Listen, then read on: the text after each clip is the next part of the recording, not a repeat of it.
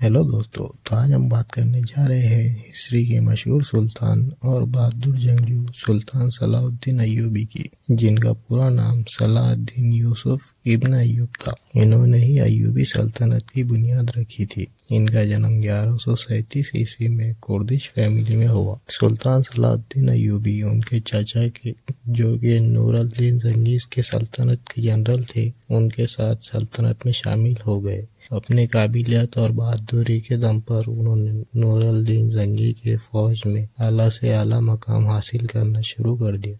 नूर-अल-दीन जंगी के वफात के बाद सीरिया और इजिप्ट की सल्तनत सुल्तान सलाउद्दीन अय्यूबी के हाथ में आ गई।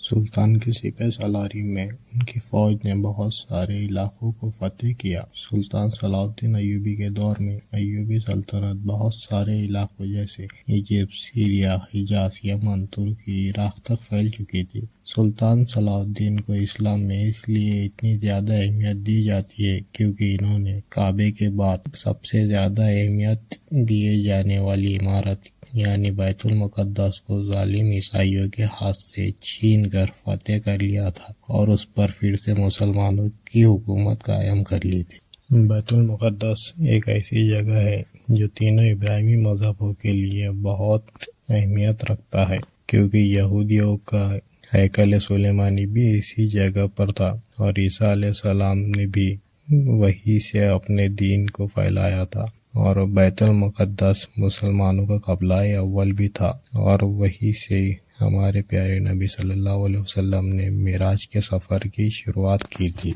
ईसाइयों ने सन 1099 में बैतुल मुक़द्दस मुसलमानों से जीता तो मुसलमानों पर जुल्म सितम की सारे हदें पार कर दी।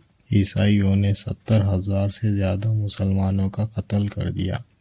बड़े, बच्चे, बूढ़े, औरतें, किसी को भी नहीं बख्शा गया था। सन 1187 में सुल्तान सलाउद्दीन अय्यूबी ने ईसाइयों को हराकर बैतुल मुक़द्दस को फिर से मुसलमानों के कब्जे में ला लिया। और जब सुल्तान ने बैतुल मुक़द्दस पर फतेह हासिल की तो सभी ईसाई डरे हुए थे, क्योंकि उन्हें पता था कि उन्होंने जब बैतुल मुक़द्दस मुसलमानों से जीता था तो मुसलमानों पर बेइंतहा जुल्म किया था, तो अब मुसलमान भी उनका वही अंजाम करेंगे। पर सुल्तान सलाउद्दीन अय्यूबी ने सभी ईसाइयों को माफ़ कर दिया और उनको यरूशलेम में रहने की इजाज़त भी दे दी।